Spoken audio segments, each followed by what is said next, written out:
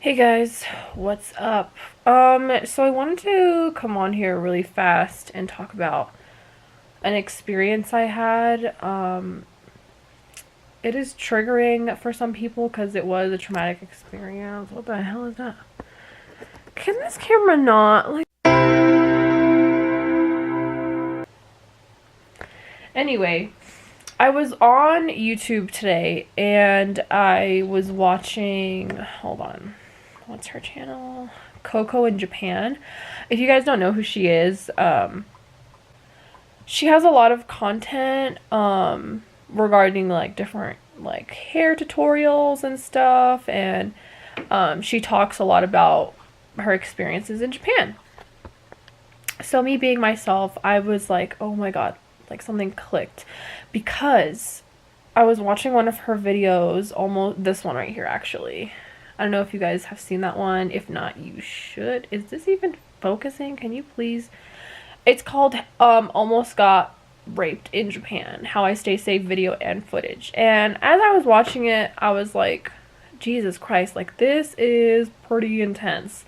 She kind of documented parts of the experience she had with this random guy on the train and some other little occurrences as well, but what stuck with me about her video in particular was the fact that this guy on the train was literally physically videotaping her. Like, you could see, like, you know how there's like a light on iPhones?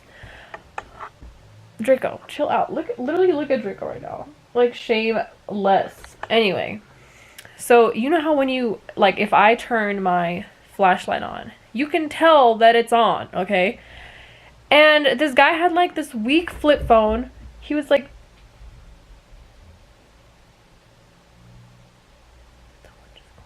am I about to die? No, the dogs are just being weird. So anyway, so this guy was videotaping her literally in front of her across from her seat on the train. And he was just absolutely shameless. And so she did what any like badass girl would do, and she started recording him. She literally started videotaping him, and I was like, that is genius.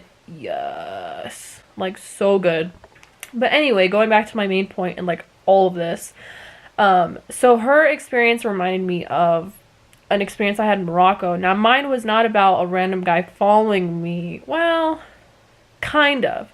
But I was really young at the time. Anyway, yeah, so I want to talk about my experience when I was 12. I had been visiting Morocco with my older brother, who was 16 at the time.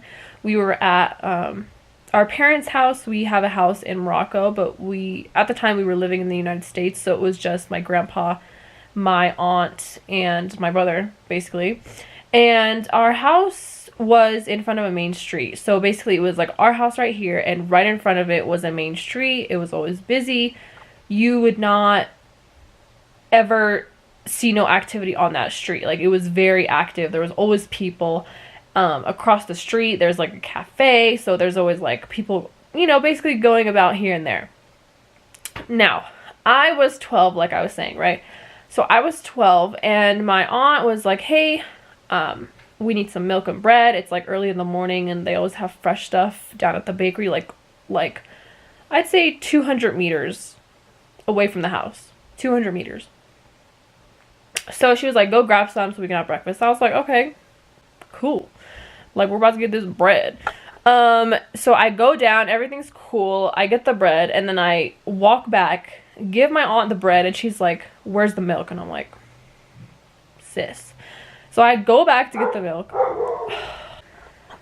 Anyway, I go back. I take like, cause milk was, it wasn't a lot. Like, she gave me like a quarter or something. So let's say 25 cents. So she gave me 25 cents. I'm on my way back.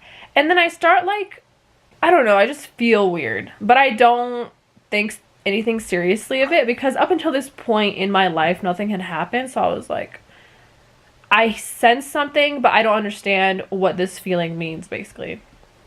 So I grabbed the goddamn milk, which wasn't even good, by the way. Like, it was, like, nasty.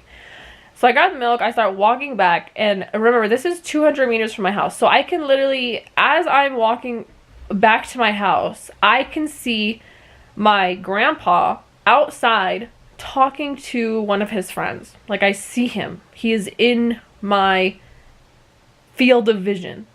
I walk straight, and this random guy, he's literally like, you would think it was like a Tom and Jerry episode. This guy hops out of a bush, and the bushes are like not your average like cartoony looking bushes, because I feel like bushes never look like that. These were kind of like taller, more like oblong bushes, so they were like a little upright, so someone could definitely hide behind them.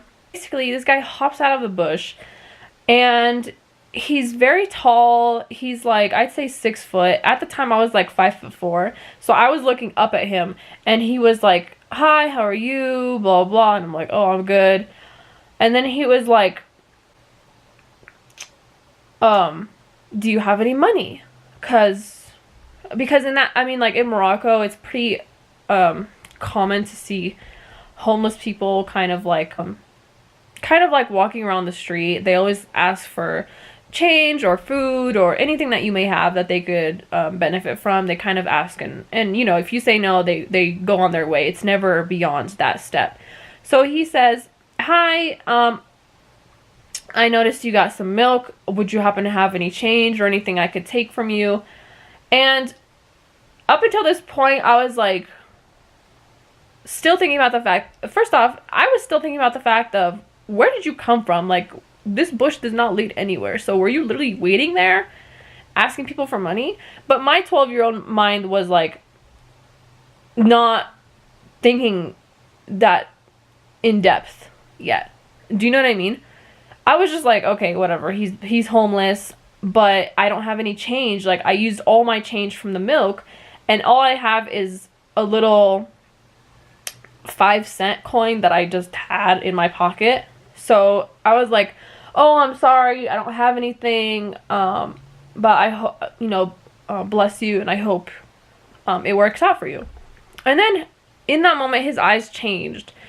And this is where I want to tie back to Coco in Japan's video, because the man that she was videotaping in the video, when she caught him on the train, he had like this very dead look in his eye. It was almost as if kind of like glazed over. Like, that's how I would explain it. So they were glazed over, and it just like, something in my mind was like, I have seen that look before. Where have I seen that? It was literally this guy who just like came up to me, and I was like, oh god, I'm like, I've never forgotten the look in his eyes. His character completely did a 180. He went from this guy who just wanted change to, give me your money or I'm going to stab you.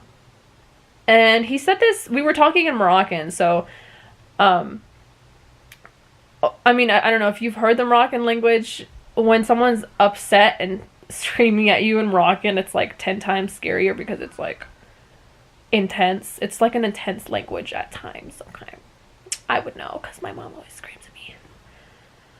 So anyway, so he says that, and then I give him 5 cents because what am I gonna do? Like, I'm not gonna get stabbed, obviously.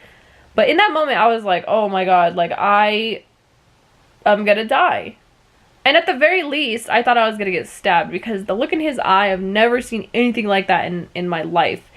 And if anything similar has happened to you, where you've been mugged or traumatized, I feel like you would know what I'm talking about, because up until the point where someone actually threatens you with a weapon or death or whatever, I feel like you are just like, it's so hard to explain, but the feeling that you get is unlike anything you've ever seen, because it's literally, you are in adrenaline mode. You are in, am I gonna get stabbed? Like, your brain starts doing all this stuff at the same time, and you're like freaking out, but you're also like, if I give him the coin, how do I know he's not gonna stab me? Like, there's so many people, is this real? And that was another thing, is like, he was literally so confident. He was confident, you guys. And I don't know why he was so confident. And in my mind, I'm also like, so is nobody seeing this? Or, I don't know why I'm crooked, sorry. Is nobody seeing this? Because this is crazy. This is actually crazy. Like, I am getting mugged in the middle of the day.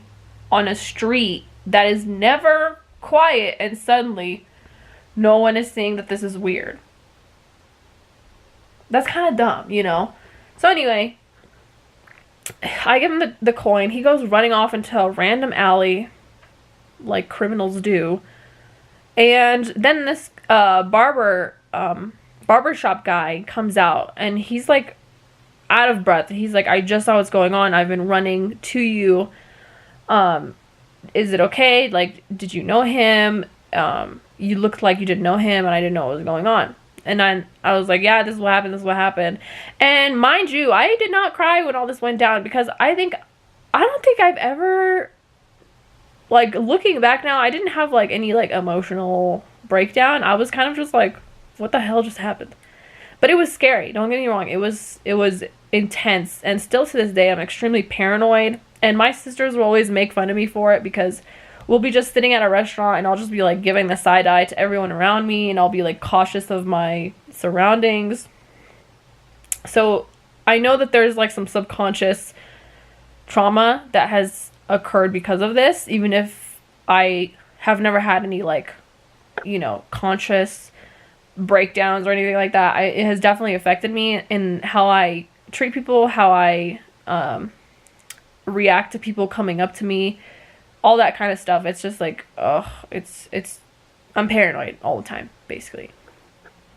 So anyway, so that happened, and then they never caught him, but my brother did try to, you know, get his friends and see who knows this guy, because he was a local. I mean, we assumed he was, but we never got him. But I know that people, it's so easy to victim blame, you know? I don't know. Just be careful, guys. There's some weird people out there. And shout out to Coco in Japan, because I just finished watching her video, and this is what inspired this random video. So go check her out. Go support a fellow sister. And I'll see you guys in the next video.